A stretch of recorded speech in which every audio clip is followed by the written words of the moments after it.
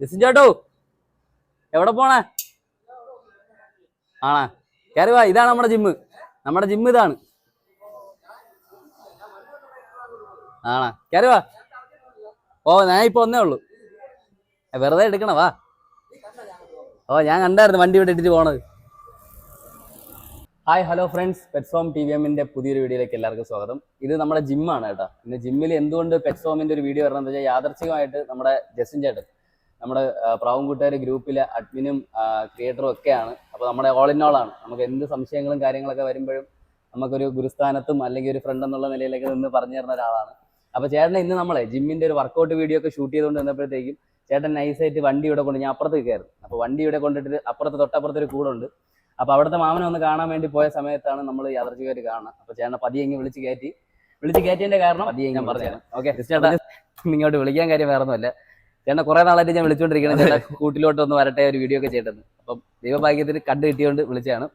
ചേട്ടാ ഇന്ന് വിളിച്ച വേറൊന്നുമല്ല, ചേട്ടൻ ആരാണ് എന്താണെന്നുള്ളതൊക്കെ പ്രേക്ഷകർക്കും അറിയണം. ഒപ്പം തന്നെ നമ്മുടെ പ്രാവുംകൂട്ടുകാർ ഗ്രൂപ്പിൽ മാത്രമേ ചേട്ടനെ കേൾവിയൊക്കെ ഉള്ളൂ. അപ്പം നിങ്ങളെ പുതിയ പ്രാവിന്റെ ടൂർണമെന്റിനെ പറ്റിയിട്ടൊക്കെ ഒരു ചെറിയൊരു ഐഡിയ നമുക്ക് കിട്ടണം, അതിന് വേണ്ടിയിട്ട് വന്നതാണ്. ഓക്കെ, തീർച്ചയായിട്ടും എനിക്ക് അത് പറയാനും സന്തോഷമേ ഉള്ളൂ. ശരി, അപ്പോൾ ചേട്ടാ നമ്മളെ ഫ്രണ്ട്സിന് വേണ്ടിയിട്ട് ചേട്ടൻ ഒന്ന് ഇൻട്രൊഡ്യൂസ് ചെയ്യണം. ഞാൻ തന്നെ പറയണം. അതെ, എൻ്റെ പേര് ജസ്റ്റിൻ. ഞാൻ താമസിക്കുന്ന ഇപ്പോൾ നാലാഞ്ചിറയാണ്. മുന്നേ ഇതിൻ്റെ അടുത്ത് തന്നെയാണ്, ആറ്റിപ്പറയിലായിരുന്നു താമസം. അപ്പോൾ ഇവിടെ കുറച്ച് ആൾക്കാർ കൂട്ടുകാരൊക്കെ ഉണ്ട്, അങ്ങനെ അവരെ കാണാനായിട്ട് വന്നതാണ് ഇന്ന്. ആ സമയത്താണ് നമ്മൾ രഞ്ജിത്തിനെ കാണുന്നത്. രഞ്ജിത്ത് പറഞ്ഞ പോലെ പ്രാവുംകൂട്ടുകാരെന്ന് പറഞ്ഞൊരു ഗ്രൂപ്പ് 2016 സ്റ്റാർട്ട് ചെയ്യുന്നു. അതെ, രഞ്ജിത്ത് എനിക്ക് 2018 തൊട്ടുണ്ട്. കോവിഡിന് മുമ്പേ ഉണ്ട്. അതെ, എനിക്ക് തോന്നുന്നു ഞാൻ അത് വേറെ ആരുടെ കെയർ ഓഫിലാണ് ചേട്ടന്റെ നമ്പർ കിട്ടിയത്. ഞാൻ ചേട്ടനെ വിളിച്ചിട്ട്, അപ്പൊ ചേട്ടനെ എനിക്ക് അറിഞ്ഞോണ്ടിരുന്നു ചേട്ടൻ ഇവിടെ ഉള്ളതാണെന്ന്. ചേട്ടനെ ഞാൻ വിളിച്ച് സംസാരിച്ചപ്പോൾ ചേട്ടൻ ഇങ്ങോട്ട് ഓരോരുത്തരെ പേരുകൾ പറഞ്ഞാണ് നമ്മൾ പരിചയപ്പെട്ടത്. അതെ, അപ്പം പ്രാവുംകൂട്ടുകാർ ഗ്രൂപ്പ് 2016 തുടങ്ങി. അത് കഴിഞ്ഞിട്ട് ഞങ്ങൾ എല്ലാ വർഷവും ഓരോ വാർഷികമൊക്കെ ഇങ്ങനെ നടത്തുമായിരുന്നു. ഞാൻ ഒരു വർഷം ഞാൻ അറ്റൻഡ് ചെയ്തിട്ടുണ്ട്. ഇപ്പൊ ലാസ്റ്റിലത്തെ നമ്മുടെ മുട്ടട വെച്ച് നടന്ന മുട്ടട പരുത്തിപ്പാറയാണോ? മുട്ടട അല്ല, പരുത്തിപ്പാറ MG കോളേജിന്റെ. അത് നമ്മൾ വിക്ടറി ഫൈവേഴ്സ് തുടങ്ങിയതിന് ശേഷം. അതിനു മുന്നേ നമ്മൾ ഈ ഗ്രൂപ്പിലെ മെമ്പേഴ്സ് എല്ലാം കൂടെ മാത്രമായിട്ട് നമ്മൾ ഒരു ഗെറ്റ് ടുഗദർ കണക്ക് വെക്കുകയും അതിൽ ഈ പ്രാവുകളെ ആ വർഷം പറത്തിയിട്ടുള്ള നമ്മളെ ഗ്രൂപ്പിൽ നിന്ന് പറത്തിയിട്ടുള്ള ആൾക്കാർക്ക്, അവർ പറത്തിക്കുന്ന വേറെ ഏതെങ്കിലും കമ്മിറ്റികളിലായിരിക്കും, അവർക്ക് നമ്മളൊരു അനുമോദനമൊക്കെ നൽകുമായിരുന്നു. അങ്ങനെ 2019 വരെ നമ്മൾ നടത്തി. അപ്പോൾ ആ 19 കാലഘട്ടം ആയപ്പോഴും നമ്മുടെ ഗ്രൂപ്പിൽ നിന്ന് തന്നെ ഒരു ആവശ്യം വന്നു, പ്രാവുംകൂട്ടുകാർ ഗ്രൂപ്പിനകത്ത് ഒരു പറവ് വയ്ക്കണം, ഗ്രൂപ്പ് മെമ്പേഴ്സിന് വേണ്ടി പറവ് വയ്ക്കണമെന്ന് പറഞ്ഞു. അങ്ങനെ ഇരിക്കുമ്പോഴാണ്, അതായത് 2020 ആ പറവ് നടത്താൻ വേണ്ടിയാണ് നമ്മൾ ഇരുന്നത്. ആ സമയത്താണ് ഈ കോവിഡ് വന്നിട്ട്, കൊറോണയുടെ ബുദ്ധിമുട്ട് വന്നിട്ട് നമ്മളങ്ങ് അത് പിന്നെ ഒന്നും നടക്കാതെ പോയി, സ്റ്റോപ്പായി. പിന്നെ അതിൻ്റെ എല്ലാം ഇതായി വന്നപ്പോഴത്തേക്ക് 2023 വിക്ടറി ഫ്ലയേഴ്സ് നാഷണൽ അസോസിയേഷൻ എന്ന് പറഞ്ഞിട്ട് ഒരു അസോസിയേഷൻ രജിസ്റ്റർ ചെയ്യും. ടീം VFN എന്നത് ഫോം ചെയ്യുകയും BFN victory flyers national association രജിസ്ട്രേഷനോടുകൂടി 2023 ഞങ്ങൾ ഒരു ഡിസ്ട്രിക്ട് ടൂർണമെന്റ് സംഘടിപ്പിക്കുകയും ചെയ്തു. 2024 ഒരു ഡിസ്ട്രിക്ട് ടൂർണമെന്റ്, നാഷണൽ ടൂർണമെന്റ് സംഘടിപ്പിച്ചു. അതിലാണ് രഞ്ജിത്ത് നമ്മളെ ഇവിടെ വന്നത്, പരുത്തിപ്പാറ വെച്ചാണ്. അതിനാണെന്ന് ഞാൻ വന്നതല്ലേ. പ്രൈസ് ഡിസ്ട്രിബ്യൂഷനും കാര്യങ്ങളൊക്കെ അതിന് മുന്നേ നമ്മൾ നടത്തിയത് മുട്ടട ഒരു ഓഡിറ്റോറിയത്തിൽ വെച്ചാണ് നമ്മൾ 2023. അപ്പൊ നമുക്ക് നല്ല റെസ്പോൺസ് ആണ് കിട്ടുന്നത്. ഇപ്പൊ രഞ്ജിത്ത് നേരത്തെ ഞാൻ കയറി വന്നപ്പോൾ ചോദിച്ച കണക്ക് ഇപ്പോഴത്തെ ടൂർണമെന്റുകളെ കുറിച്ച് എന്താണ്? കാരണം കേട്ടോ, ഇപ്പൊ എനിക്ക് കൂടെ ഉണ്ട്, കുറച്ച് പ്രാവുകളൊക്കെ ഉണ്ട്. പക്ഷേ ഈ ടൂർണമെന്റ് എന്ന് പറയുമ്പോഴത്തേക്കും കുറേ ടൂർണമെന്റുകളുണ്ട്. അപ്പം നമ്മുടെ ഗ്രൂപ്പിൽ ഇപ്പൊ വന്നതിൽ ചേട്ടൻ്റെ വിക്ടറി ഫ്ലയേഴ്സിന്റെ ടൂർണമെന്റ്. അപ്പൊ അത് എന്താണ്, അതിന്റെ ഡീറ്റെയിലും അതിന്റെ പ്രൈസ് ഡിസ്ട്രിബ്യൂഷൻ എങ്ങനെയാണ്, അതിന്റെ പേയ്മെന്റ് എങ്ങനെയാണ്, അതിനെ പറ്റിയിട്ടൊക്കെ ഒന്ന് ജസ്റ്റ് ഒന്ന് റഫായിട്ടൊന്ന് അറിഞ്ഞു കിട്ടിയാൽ കൊള്ളാം. പിന്നെ അപ്പൊ എന്തായാലും ഞാൻ ഒരിക്കലും ഈ ഒരു വീഡിയോ എടുക്കും എന്നുള്ള പ്രതീക്ഷയിലല്ല വന്നത്. അപ്പൊ നിങ്ങൾ ഇങ്ങനെ ചെയ്യുന്ന പറഞ്ഞു. അല്ല, ഞാൻ ഇപ്പൊ മെനക്കെട്ട് വന്നു. അപ്പൊ ഞാൻ വന്നപ്പോഴേ ചേട്ടൻ ഇങ്ങനെ വണ്ടി ഇട്ടിട്ട് പോയി. അപ്പൊ എനിക്ക് മനസ്സിലായി മിക്കവാറും ഷട്ടർ താന്ന് കിടന്നുകൊണ്ടാണ് ഞാൻ ശ്രദ്ധിക്കാറ്. അല്ല, നമ്മൾ സൺഡേ ആയതുകൊണ്ട് കേട്ടോ, ഷട്ടർ ഇല്ലെങ്കിൽ ചിലപ്പോൾ ആരെങ്കിലും കയറി വരുമല്ലോ. നമ്മൾ ജസ്റ്റ് ക്ലീനിങ്ങും കാര്യങ്ങളൊക്കെ ആയിട്ട് നിന്നുകൊണ്ട് വന്നതാണ്. അപ്പൊ എനിക്ക് മനസ്സിലായി ചേട്ടൻ പോയിട്ട് തിരിച്ചു വരുന്നത്, അതാണ് ഞാൻ വെയിറ്റ് ചെയ്തത്. ഓക്കെ, അവിടെ പോയിട്ട് കാണാനും പറ്റിയില്ല, പിന്നെ കാണാം. ഓക്കെ. അപ്പൊ ചേട്ടാ ഈ വർഷത്തെ പരിപാടികളൊക്കെ എങ്ങനെയാണ്? നമ്മൾ ഈ വർഷം ഇന്നിപ്പോ ഏപ്രിൽ ലാസ്റ്റാ വന്നു. അതെ, അപ്പോ നമുക്കിപ്പോ ഈ വർഷം ഒരു 4 ടൂർണമെന്റുകളാണുള്ളത്. 4 ടൂർണമെന്റ്, സെയിം ക്ലബിന്റെ തന്നെ 4 പ്ലേയേഴ്സിന്റെ 4 കാറ്റഗറി ടൂർണമെന്റ്. അപ്പൊ ചേട്ടാ നമ്മൾ 1 തുടങ്ങി ഇപ്പം 4 ടൂർണമെന്റ് കാറ്റഗറികൾ വരെ എത്തി. അതെ. ഓക്കെ, അപ്പം ഏതൊക്കെയാണ് ആ 4 അല്ല, കാറ്റഗറി? ഇത് നമ്മളൊരു notice okay okay victory players tournament notice ആണ്. ശരി ശരി. ഇപ്പൊ നമുക്ക് 4 കാറ്റഗറി ടൂർണമെന്റിന്റെ നോട്ടീസ് ആണ് ഇത്. നമ്മൾ വിക്ടറി പ്ലേയേഴ്സ് നോട്ടീസ് ആണ്. ആ. അപ്പൊ ഇതില് നോക്കിക്കഴിഞ്ഞാൽ neo extreme free style national championship എന്ന് പറഞ്ഞ ടൂർണമെന്റ് ഉണ്ട്. അതെന്ന് പറയുന്നത് നാഷണൽ ലെവൽ ടൂർണമെന്റ് എന്ന് പറയുന്നത് നമ്മൾ വിക്ടറി ഫ്ലൈയേഴ്സ് നമ്മൾ രജിസ്റ്റർ ചെയ്യുന്ന സമയത്ത് നമ്മുടെ പ്രവർത്തന പരിധി എന്ന് പറയുന്നത് ഇന്ത്യ എന്നുള്ള രീതിയിലാണ് നമ്മൾ എടുത്തേക്കുന്നത് ഏരിയ. അപ്പോൾ നമ്മൾ ഇന്ത്യ എന്ന് പറഞ്ഞ് വെച്ച് അന്ന് അവിടെ നിന്ന് പറയുന്നത് അങ്ങനെയാണ് ചെയ്യാൻ പറഞ്ഞത്. അങ്ങനെ ചെയ്തെങ്കിലും നമ്മളിപ്പോൾ ഉദ്ദേശിക്കുന്നത് ഇപ്പോൾ കർണാടക, തമിഴ്നാട്, കേരള ഇത്ര ഉൾപ്പെടുത്തിക്കൊണ്ട് ഈ ടിപ്ലർ ഫ്ലൈയേഴ്സിന്റെ കോമ്പറ്റീഷൻ നടത്തുക. അപ്പോൾ അതാണ് ഒരു നാഷണൽ ലെവൽ എന്ന് പറയുന്നത്. മറ്റ് നമ്മുടെ മുന്നേ ഉണ്ടായിരുന്ന പല സംഘടനകളും അങ്ങനെ തന്നെയാണ് ടൂർണമെന്റ് നടത്തുന്നത്. അപ്പോൾ ഈ നാഷണൽ ടൂർണമെന്റിൽ വരുമ്പോഴത്തേക്ക് ഈ പറയുന്ന ഏരിയ നിന്നൊക്കെ ഓൾ കേരള വരും, ഓൾ തമിഴ്നാട്, അതുപോലെ കർണാടക, അങ്ങനെയുള്ള എവിടെ നിന്ന് എൻട്രി കിട്ടിയാലും നമുക്ക് എടുക്കാവുന്നത്. അപ്പൊ അങ്ങനെ എൻട്രി കിട്ടുമ്പോഴത്തേക്ക് എടുക്കാനുള്ളൊരു ഈ പറവയിൽ പങ്കെടുക്കുന്നവർക്ക് ഒരു ഫ്രീഡം കൊടുത്തുകൊണ്ടാണ് പറയുന്ന രജിസ്ട്രേഷനുള്ള രാവിലെ 6 മണിക്ക് തന്നെ ആരംഭിക്കുന്ന അൺലിമിറ്റഡ് ടൂർണമെന്റുകളിൽ ഏതിൽ വേണോ അവർക്ക് പേര് കൊടുക്കാം. രജിസ്ട്രേഷൻ ഉള്ള അപ്പൊ അവര് പേര് കൊടുക്കാൻ തന്നെ അവരതിൽ പേര് കൊടുക്കുന്നതിന് അവരുടെ 2 പ്രാവുകളാണ് പറക്കുന്നത്. അതിന്റെ പ്രാവിന്റെ ടൈം കുറിക്കുന്നത് ഏത് സംഘടനയായിക്കോട്ടെ, ഈ പറഞ്ഞ രജിസ്ട്രേഷൻ ഏത് സംഘടനയെ കുറിച്ചാലും അതിന്റെ റിസൾട്ട് എന്ന് പറയുന്നത് അവര് വിക്ടറി ഫ്ലൈയേഴ്സിന് തരികയാണ്. നമ്മുടെ അങ്ങനെ ഒരു രജിസ്ട്രേഷൻ ഉള്ള സംഘടനയായിരിക്കും നമ്മൾ അംഗീകരിക്കുന്നത്. അപ്പോൾ ഈ പറയുന്ന രജിസ്ട്രേഷൻ ഉള്ള സംഘടന ആയിരിക്കണം. അതിനുശേഷം നമ്മുടെ ഈ അൺലിമിറ്റഡ് ടൂർണമെന്റിലെല്ലാം പ്രാവിനെ പറത്തേണ്ടത് രാവിലെ 6 മണിക്കും 7 മണിക്കും ഇടയ്ക്കുള്ള സമയത്താണ് ആ കമ്മിറ്റിയിൽ പ്രാവ് പറത്തേണ്ടത്. കാരണം ഇപ്പൊ ചില കമ്മിറ്റികൾ 10 മണിക്ക് തുടങ്ങിയിട്ട് അൺലിമിറ്റഡ് ടൂർണമെന്റ് പറയുന്നുണ്ട്. നമ്മൾ അതല്ല പറയുന്നത്. നമ്മൾ പറഞ്ഞാൽ രാവിലെ 6 മണിക്ക് സ്റ്റാർട്ട് ചെയ്യുന്ന ഒരു ടൂർണമെന്റിന്റെ റൂൾസ് ആൻഡ് റെഗുലേഷനിൽ ഉടമസ്ഥന് ഇഷ്ടമുള്ള കമ്മിറ്റിയിൽ പ്രാവ് പറത്താം. അപ്പോൾ ഇവിടെ നമ്മൾ റെഫറിയെ കൊടുക്കുന്നില്ല, നമ്മുടെ റെഫറി അവിടെ ഉണ്ടാവില്ല. മനസ്സിലായി. അപ്പൊ അവരുടെ ഒരു റെഫറിങ്ങിൽ ചെയ്തിട്ടുള്ള റിസൾട്ടാണ് ആ റിസൾട്ടാണ്. ഇപ്പം ഇവിടെ ഒരു ഗുണമെന്ന് പറഞ്ഞു കഴിഞ്ഞാൽ, പറവക്കാരന് കിട്ടുന്ന ഗുണമെന്ന് പറഞ്ഞാൽ നമ്മുടെ ഇപ്പൊ റെഫറി ഫീസ് തന്നെ 1000 രൂപയാണ് വെച്ചേക്കുന്നത്. നമ്മളിപ്പോ 1000 രൂപ റെഫറി ഫീസ് ആയിട്ട് നമ്മുടെ പ്രാവിന്റെ പറത്തുന്ന ഉടമസ്ഥനെ നിന്ന് വാങ്ങുകയാണ്. അപ്പൊ ഈ 1000 രൂപ അവിടെ അദ്ദേഹത്തിന് ലാഭിക്കാൻ സാധിക്കും. പിന്നെ അതുപോലെ ഒരു റെഫറി പോകുമ്പോഴത്തേക്ക് അദ്ദേഹത്തിന് വരുന്ന മറ്റു ചെലവുകൾ വരും. കാരണം രാവിലെ 6 മണിക്ക് പോയിട്ട് വൈകുന്നേരം അതൊക്കെ ഈ പറവക്കാരൻ മീറ്റ് ചെയ്യണം. ഇനി 8 മണിക്ക് ശേഷം പറവ് തുറന്നു കഴിഞ്ഞാൽ 1 മണിക്കൂറിന് 100 രൂപ വെച്ച് ബാറ്റ് കൊടുക്കണം. അപ്പൊ 3 പറവ് ഒരു ദിവസം നടക്കണമെങ്കിൽ ഒരു റെഫറിങ്ങിന് മാത്രം എത്ര രൂപ ഒരു ഉടമസ്ഥൻ കൊടുക്കേണ്ടി വരും. അപ്പൊ അതൊക്കെ ഉടമസ്ഥന് ഇതിന് ലാഭിക്കാൻ പറ്റും. അപ്പൊ ഇതിൽ തന്നെ നമ്മൾ വിക്ടറി ഫ്ലൈയേഴ്സിന്റെ ഒരു ലോഗോ നമ്മൾ എപ്പോഴും പറഞ്ഞു, fostering pigeon excellence, celebrating victories together. അപ്പൊ അവിടെ വിക്ടറീസ് ടുഗദർ എന്ന് പറയുന്നത് ഈ പ്രാവ് വളർത്തുന്ന ആൾക്കാരും ഒരു പ്രചോദനമാണ് ആൾക്കാർക്കും, അതുപോലെ തന്നെ ഈ മറ്റു സംഘടനകളും കൂടെ നമ്മളെ കൂടെ നിന്ന് പ്രവർത്തിക്കുന്ന ഒരു കാഴ്ചപ്പാടാണ് നമ്മൾ ഈ സംഘടന രൂപീകരിക്കുന്ന സമയത്ത് നമുക്ക് ഉണ്ടായിരുന്നത്. മനസ്സിലായില്ലേ? അപ്പോൾ ഇവിടെ നമ്മുടെ എൻട്രി ഫീസ് എന്ന് പറയുന്നത് 1800 രൂപ. അതായത് നമ്മുടെ ടൂർണമെന്റിൽ ചേരുന്ന വ്യക്തിക്ക് 1800 രൂപ മാത്രമേ ഈ ഒരു ടൂർണമെന്റിന്റെ ആവശ്യത്തിന് ചിലവ് വരുന്നുള്ളൂ. അപ്പൊ ചേട്ടാ, ഈ രണ്ടാമത്തെ കാറ്റഗറി ടൂർണമെന്റ് അതിനെ കുറിച്ചും കൂടി ഒന്ന് എക്സ്പ്ലെയിൻ ചെയ്യാവോ? തീർച്ചയായിട്ടും. നമ്മുടെ അടുത്ത ടൂർണമെന്റ് എന്ന് പറയുന്നത് ഡിസ്ട്രിക്ട് ലെവൽ ടൂർണമെന്റ് ആണ്. തിരുവനന്തപുരത്തുള്ള ഡിസ്ട്രിക്റ്റിൽ അൺലിമിറ്റഡ് ടൂർണമെന്റ് പറത്താൻ താല്പര്യമുള്ള എല്ലാവർക്കും ചേരാൻ പറ്റുന്ന ടൂർണമെന്റ് ആണ്. ഈ ടൂർണമെന്റ് നേരത്തെ പറഞ്ഞാണ് തന്നെ രജിസ്ട്രേഷൻ ഉള്ള ഏത് അൺലിമിറ്റഡ് ടൂർണമെന്റിന്റെ കൂടെ ഈ പറഞ്ഞ വിടാം. അപ്പൊ ഇത് ചേർത്ത് വിടുക എന്ന് പറഞ്ഞാൽ നമ്മുടെ ടൂർണമെന്റ് ഇപ്പൊ ആ കമ്മിറ്റിയോട് പറഞ്ഞുകൊണ്ട് ചെയ്യുന്ന കാര്യമല്ല. നമ്മളും ഈ ഉടമസ്ഥനും തമ്മിൽ മാത്രമുള്ള ഇതേ ഉള്ളൂ, ഡീലിംഗേ ഉള്ളൂ.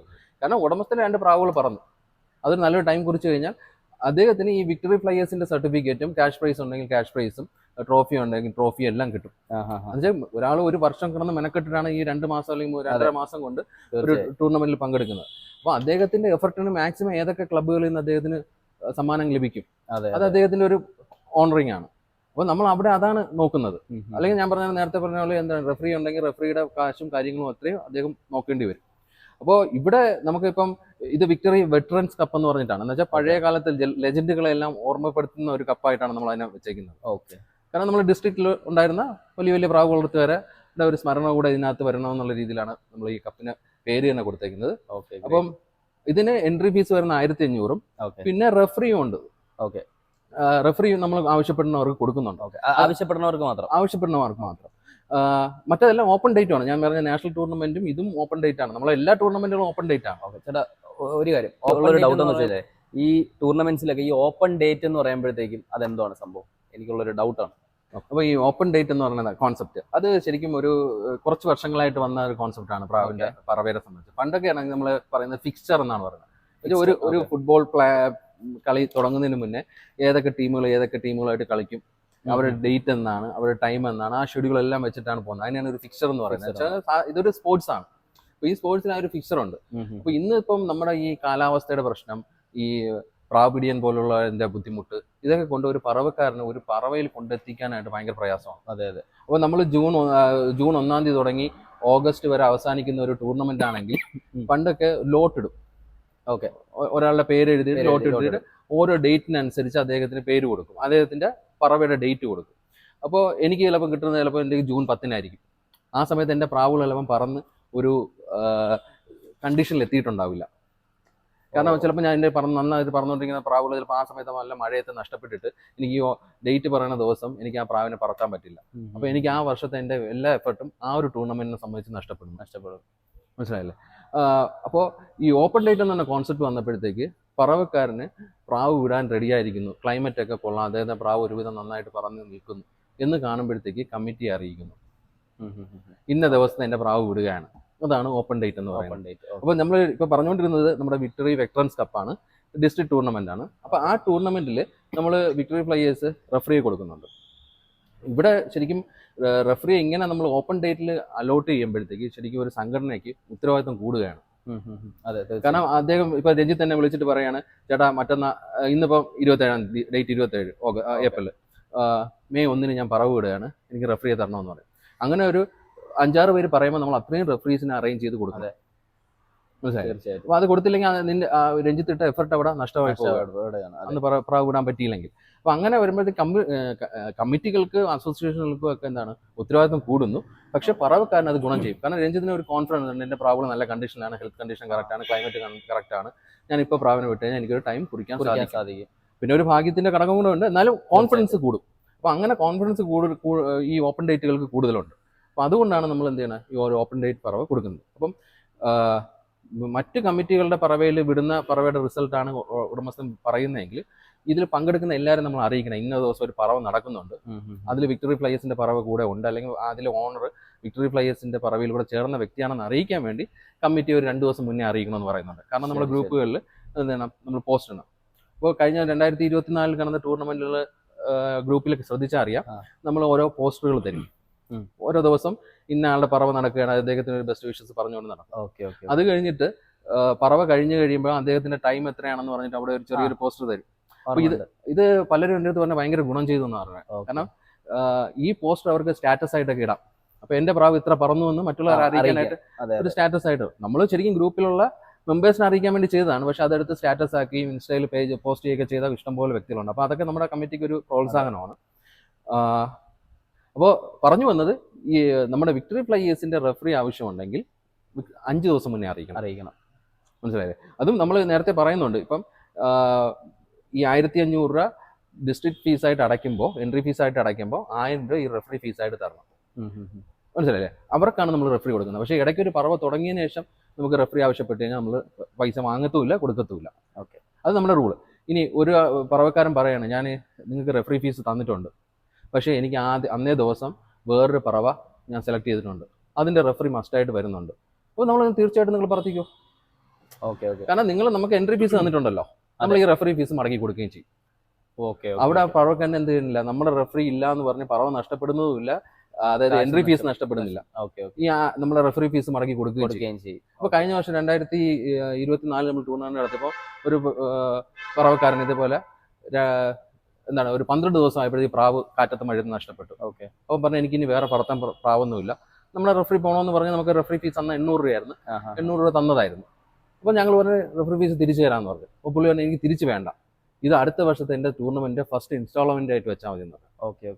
അപ്പോൾ ഇൻസ്റ്റാൾമെന്റ് ആയിട്ട് വെക്കാന്ന് പറയുമ്പോഴത്തേക്ക് എന്താണ്, നമുക്ക് ആ ഒരു കൂട് നമുക്ക് ഉറപ്പിക്കുകയാണ്. ഈ വർഷത്തെ പറവിൽ പുള്ളി പ്രാവ് വിടുന്നുണ്ടെങ്കിൽ തീർച്ചയായിട്ടും നമുക്ക് ഈ ഒരു എമൗണ്ട് പൈസ അല്ല ഈ എമൗണ്ടിൽ നിന്ന് കുറച്ച് കൊടുക്കാൻ സാധിക്കും, നമ്മുടെ എൻട്രി ഫീസിൽ നിന്ന് കുറച്ച് കൊടുക്കാൻ സാധിക്കും. ഓക്കെ ചേട്ടാ, അപ്പം VFNA T20 സ്പ്രിന്റ്, ഇത് നമ്മൾ T20 എന്ന് പറയുമ്പോൾ ഇപ്പൊ T20യുടെ ടൈം ആണല്ലോ. അതെ. അപ്പം എന്താണ് നമ്മൾ ഈ പ്രാവുളത്തിലുള്ള T20 സ്പ്രിന്റ് എന്ന് പറയുമ്പോൾ അറിയാമല്ലോ, ഒരു ഷോർട്ട് ആയിട്ടുള്ള ഒരു ടൂർണമെന്റ് ആണ്. അതായത് ഉച്ചയ്ക്ക് 12 മണിക്ക് ആരംഭിച്ച് വൈകിട്ട് 7:30 പ്രാവ് ഇറങ്ങണം. അപ്പോൾ കഴിഞ്ഞ വർഷം അല്ലെങ്കിൽ നമ്മുടെ ഇവിടെ 2020 പറവ നടത്തിയ ആൾക്കാരുണ്ട്. നമ്മുടെ പ്രാവുകാരുടെ ഇടയിൽ അത് 2020 എന്ന് അറിയപ്പെടുന്നെങ്കിൽ നമ്മൾ ഇതിനെ VFNA T20 സ്പ്രിന്റ് എന്നാണ് നമ്മുടെ കപ്പിനിട്ടേക്കുന്ന പേര്. അല്ല അതിന്റെ ഒരു ഇത് നോക്കിക്കഴിഞ്ഞാൽ അറിയാം, new legends spirit of victory. അതായത് ന്യൂ ലെജൻഡ്സ് എന്ന് പറയുന്ന ഈ വലിയ വലിയ ടൂർണമെന്റുകൾ പറത്താൻ താല്പര്യം ഇല്ലാത്ത വ്യക്തികളുണ്ട്. താല്പര്യം ഇല്ലാതെ അവർക്ക് ഭയത്തിൽ നിൽക്കുന്നവരാണ്. അപ്പൊ അവർക്ക് ഒരു പുതിയ കൂട് വെച്ച തുടക്കക്കാരന് ഒരു പഞ്ചായത്തിൽ ചേർന്ന ഒരു എഫക്റ്റും ഉണ്ട്. കാരണം റെഫറിങ് ഉണ്ട്, ആ റൂള് പ്രകാരം പ്രാവ് പറക്കുന്നുണ്ട്, രാത്രി 7:30 പ്രാവ് ഇരിക്കുകയും വേണം, എന്നാൽ മാത്രമേ അതിനൊരു ടൂർണമെന്റ് ഇട്ട് സമയം കുറിച്ച് കൊടുക്കത്തുള്ളൂ. അപ്പൊ അങ്ങനെയുള്ള ഒരു ഇത് വരുമ്പോൾ പറവക്കാർക്ക് വന്ന് ഇങ്ങോട്ട് ചേരാൻ താല്പര്യമുണ്ട്. അപ്പൊ ഇപ്പൊ നമുക്ക് പേരുകൾ കിട്ടിയിരിക്കുന്ന എല്ലാവരും പറയുന്നത് പുതിയതായിട്ട് ചേരുന്നതാണ്, ടൂർണമെന്റിൽ ചേരുന്നതാണ്. അപ്പം പിന്നെ നമ്മൾ അതിനൊരു പ്രത്യേകത എന്ന് വെച്ചാൽ നമ്മുടെ എൻട്രി ഫീസ് വന്നിട്ട് 700 രൂപയുള്ളൂ. നമ്മുടെ കമ്മിറ്റിയുടെ 700 രൂപയാണ് എൻട്രി ഫീസ് വരുന്നത് 2020 പറവയ്ക്കും. അതിനോടൊപ്പം റെഫറി വേണമെങ്കിൽ റെഫറി 800 രൂപയുള്ളൂ. അതും ഇതുപോലെ തന്നെ ഓപ്പൺ ഡേറ്റ് ആണ്. റെഫറി ആവശ്യമുള്ളപ്പോൾ ഒരു 3-4 ദിവസം മുന്നേ നമ്മളൊന്ന് അറിയിക്കണം. 2020 പറവയ്ക്ക് റെഫറി ആവശ്യമുണ്ട്. പക്ഷേ ഈ റെഫറി ആവശ്യമുള്ളവർ നേരത്തെ പൈസ അടച്ചിരിക്കണം. മനസ്സിലായി. അത് നേരത്തെ മുന്നേ ഇതിന് പറഞ്ഞ പോലെ തന്നെ ഏതാണ് വിക്ടറി ഫ്ലൈയേഴ്സിന്റെ ഡിസ്ട്രിക്ട് കപ്പിൽ പറഞ്ഞ പോലെ തന്നെയാണ്. ഇപ്പൊ പറവ് വിടുന്നില്ല, ഈ പൈസ തിരിച്ചു കൊടുക്കും. അതേസമയം റെഫറി ഫീസ് തിരിച്ചു കൊടുക്കും. റെഫറി ഫീസാണ്, എൻട്രി ഫീസ് എന്ന് തെറ്റിയിരിക്കില്ല, റെഫറി ഫീസ് തിരിച്ചു കൊടുക്കും. ഇനി വേറൊരു ടൂർണമെന്റ് 2020 അന്ന് വരുന്നു, അന്ന് ഇതിന്റെ കൂടെ ചേർത്ത് വിടാൻ താല്പര്യമുണ്ട്, അല്ലെങ്കിൽ ആ പറവ വിടുന്നുണ്ട്, അപ്പോൾ നമ്മളെ റെഫറി ആവശ്യമില്ലെന്ന് പറഞ്ഞാൽ ആ പൈസ നമ്മൾ തിരിച്ചു കൊടുക്കും. അപ്പൊ അങ്ങനെ ഒരു പറവക്കാരന്റെ കൂടെ നിൽക്കുന്ന ഒരു കമ്മിറ്റി ആയിട്ട് നമ്മൾ വളർന്നുകൊണ്ടിരിക്കുകയാണ്. ശരി, ഫൈനൽ പറവ ഈ 4ാമത്തത്, ഇത് നമ്മളെ ഗ്രൂപ്പിൽ ഒരുപാട് ചർച്ച ചെയ്തതാണ്. ഇതൊരു പറവക്കാരനെ സംബന്ധിച്ച് ഒരു ബോണസ് ആണെന്ന് പറഞ്ഞിട്ടുണ്ടായിരുന്നു.